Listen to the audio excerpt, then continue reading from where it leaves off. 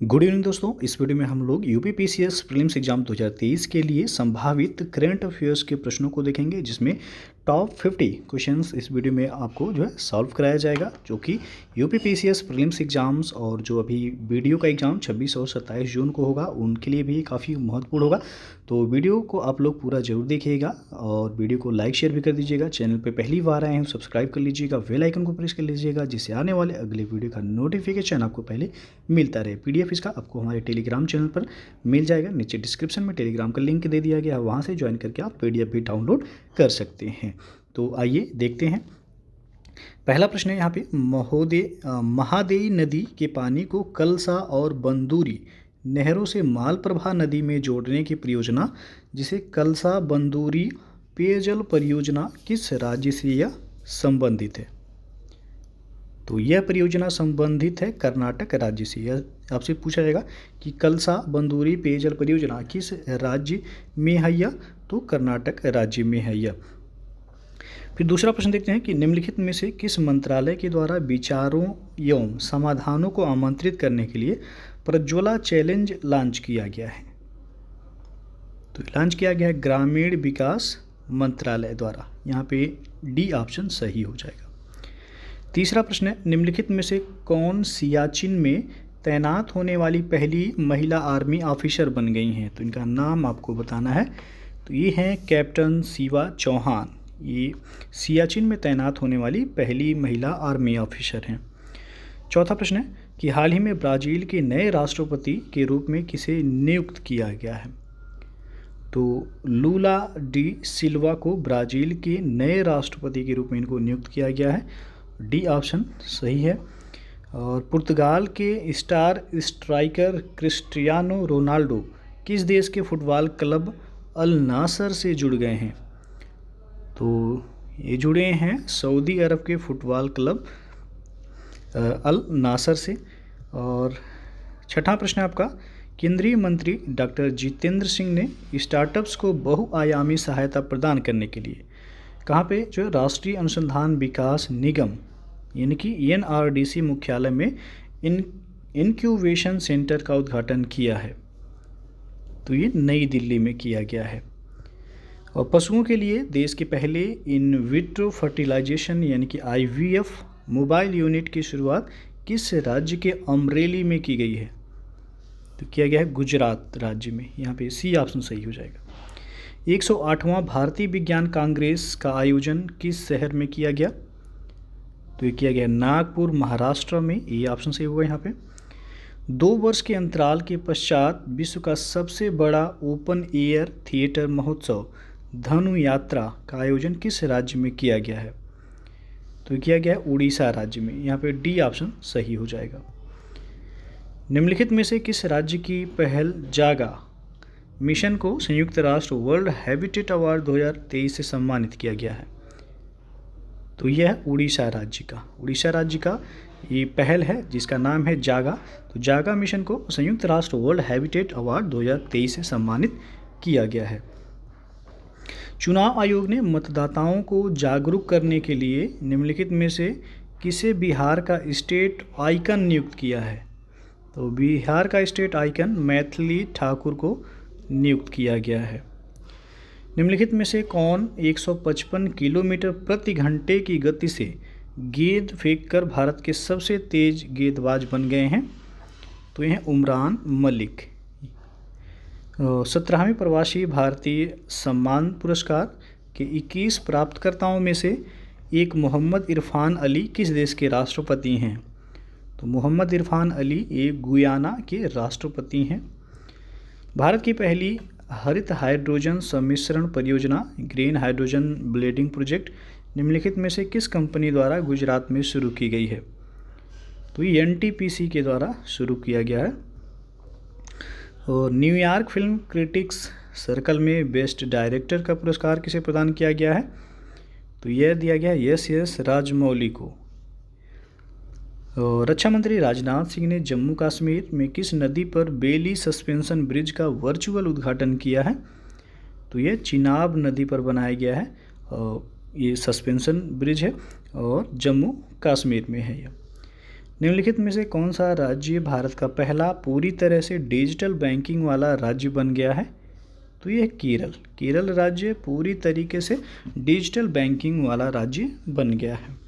G20 अध्यक्षता के दौरान वित्तीय समावेशन के लिए वैश्विक भागीदारी पर G20 कार्य समूह की पहली बैठक का आयोजन किस शहर में किया गया? तो कोलकाता में यह किया गया है। 26वें राष्ट्रीय युवा महोत्सव का आयोजन किस राज्य में किया गया है? तो कर्नाटक राज्य में किया गया। और 80वें गोल्डन ग्लोब अवार्ड्स में best original song motion picture category में RRR के गीत नाटू नाटू ने बेस्ट ओरिजिनल सॉन्ग का अवार्ड जीता। इसे किसके द्वारा कंपोज किया गया है? तो ये कंपोज किया गया है M कीरावनी के द्वारा, और इसे ऑस्कर अवार्ड भी मिला है बेस्ट ओरिजिनल सॉन्ग के लिए। जनवरी 2023 में केंद्रीय प्रदूषण नियंत्रण बोर्ड द्वारा जारी आंकड़ों के अनुसार 2022 में भारत का सबसे प्रदूषित शहर कौन है? तो यह है दिल्ली।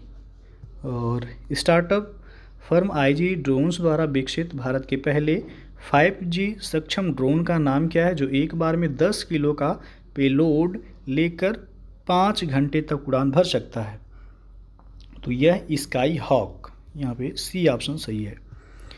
निम्नलिखित में से किस भारत अमेरिकी एरोस्पेस एक्सपर्ट को नासा के नए चीफ टेक्नोलॉजिस्ट के रूप में नियुक्त किया गया है? तो ये हैं AC चरणिया। यहाँ पे D ऑप्शन सही हो जाएगा। इनको नासा के नए चीफ टेक्नोलॉजिस्ट के रूप में नियुक्त किया गया है। और स्वाति सिंह को वर्ष 2022 का एकलव्य पुरस्कार प्रदान किया गया। उनका संबंध किस क्षेत्र से है? तो ये साइकिस्ट हैं। यहाँ पे B ऑप्शन सही होगा। दुनिया के सबसे लंबे रिवर क्रूज MV गंगा विलास को हरी झंडी दिखाकर किसने रवाना किया, जो कि वाराणसी से शुरू होकर लगभग ये 32 किलोमीटर का सफ़र तय करेगी और बांग्लादेश के रास्ते अपने डेस्टिनेशन असम के डिब्रूगढ़ यह पहुँचेगी। तो प्रधानमंत्री नरेंद्र मोदी के द्वारा इसको हरी झंडी दिखाकर रवाना किया गया। और ये कहाँ से शुरू होगा? तो वाराणसी से शुरू होकर ये असम के डिब्रूगढ़ तक जाएगा। इसकी कुल दूरी है 3200 किलोमीटर। नाम इसका याद रखिएगा, MV गंगा विलास। विश्व बैंक की वैश्विक आर्थिक संभावना report global economic prospect report के अनुसार भारत की आर्थिक वृद्धि अगले वित्त वर्ष में घटकर कितनी रह जाएगी, जो कि चालू वर्ष में 6.9% है। तो यह घट करके हो जाएगा 6.6%। ये ऑप्शन यहाँ पे सही होगा। 15 जनवरी 2023 को R बोनी गैब्रियल को मिस यूनिवर्स 2022 चुना गया है। उनका संबंध किस देश से है? तो ये अमेरिका से संबंधित हैं। इनको मिस यूनिवर्स 2022 चुना गया है। इनका नाम है R बोनी गैब्रियल। और हाल ही में निम्नलिखित में से किस संस्था के द्वारा वैश्विक जोखिम रिपोर्ट यानी कि ग्लोबल रिस्क रिपोर्ट 2023 जारी की गई है? तो ये जारी किया जाता है विश्व आर्थिक मंच यानी कि वर्ल्ड इकोनॉमिक फोरम संस्था के द्वारा ये जारी किया जाता है वैश्विक जोखिम सूचकांक या रिपोर्ट। निम्नलिखित में से किस देश ने अपने 75वें राष्ट्रीय स्वतंत्रता दिवस समारोह के हिस्से के रूप में एक स्मारक डाक टिकट जारी करने का फैसला किया है, जिसमें भारत के पहले प्रधानमंत्री पंडित जवाहरलाल नेहरू का चित्र शामिल है? तो श्रीलंका ने अपने 75वें स्वतंत्रता दिवस के समारोह पे एक डाक टिकट जारी किया, जिसमें भारत के पहले प्रधानमंत्री पंडित जवाहरलाल नेहरू का चित्र भी उसमें शामिल है। निम्नलिखित में से किस राज्य का विदिशा जिला आकांक्षी जिला स्टार्टअप द्वारा पेश किए गए उन्नत 5G उपयोग के मामलों की ऑन ग्राउंड तैनाती करने वाला भारत का पहला जिला बन गया है? तो विदिशा जिला जो है ये मध्य प्रदेश का है। ये ऑप्शन यहाँ सही है।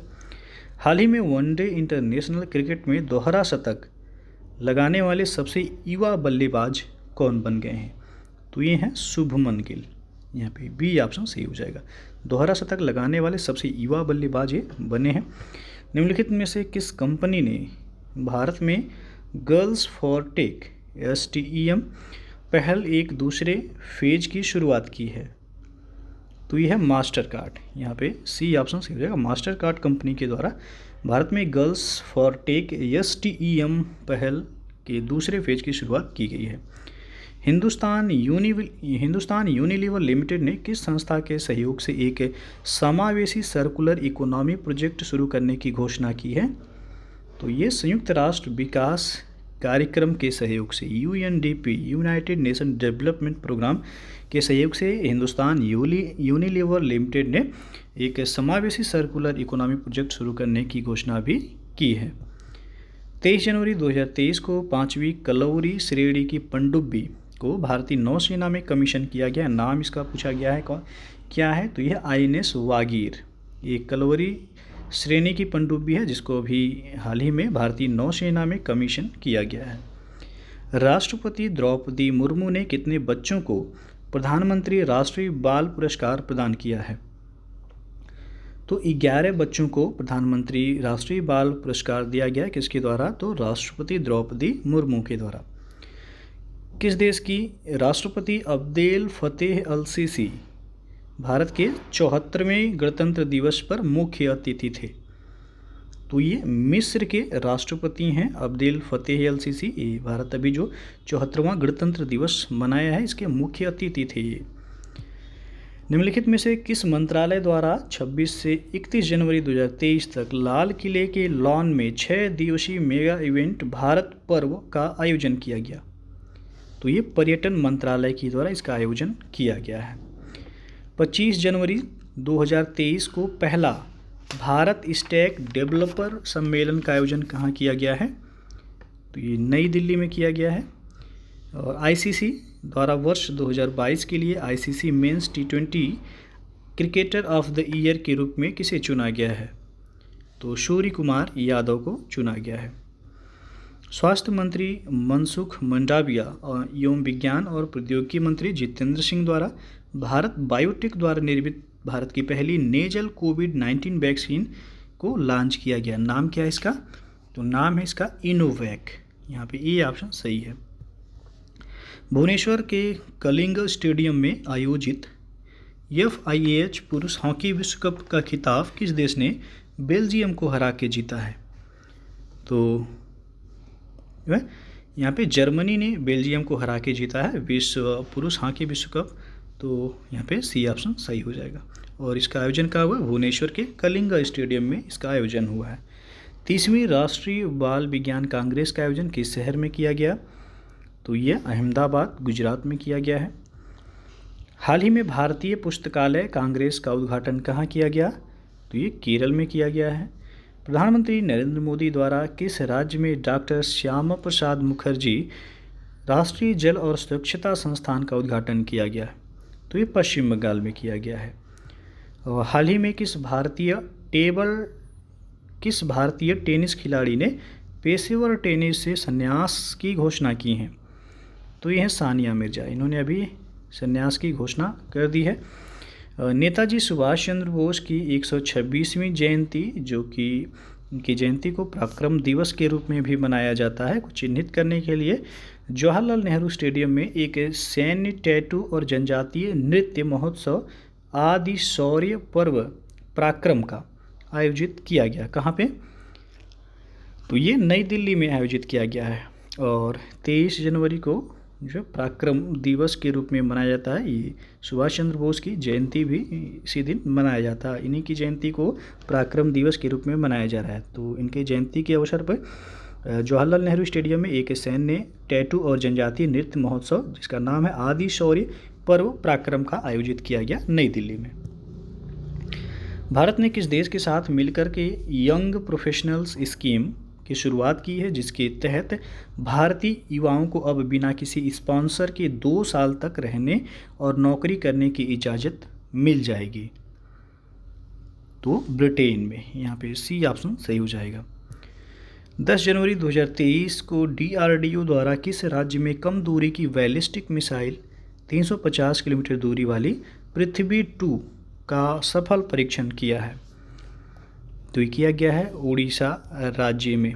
यहाँ पे ये ऑप्शन सही हो जाएगा। हाल ही में रेत आर्टिस्ट सुदर्शन पटनायक कौन है? तो एक रेत आर्टिस्ट हैं ये। इन्होंने किस राज्य में विश्व की सबसे बड़ी 105 फीट की लंबी हॉकी स्टिक बनाई जिसका निर्माण रेत से किया गया है? तो ये बनाया गया उड़ीसा में, यहाँ पे ये ऑप्शन सही हो जाएगा।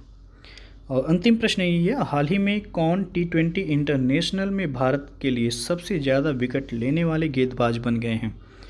तो ये हैं युजवेंद्र चहल, यहाँ पे बी ऑप्शन सही हो जाएगा। इन्होंने T20 इंटरनेशनल में भारत के लिए सबसे ज़्यादा विकेट लेने वाले गेंदबाज बन गए हैं।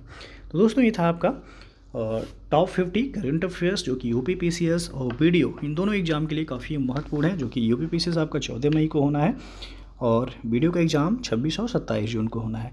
तो इन सबके लिए काफ़ी महत्वपूर्ण है। वीडियो अच्छा लगा हो तो लाइक शेयर कर दीजिएगा, चैनल को सब्सक्राइब नहीं किए हैं सब्सक्राइब कर लीजिएगा, बेल आइकन को प्रेस कर लीजिएगा जिससे आने वाले अगले वीडियो का नोटिफिकेशन आपको पहले मिलता रहे।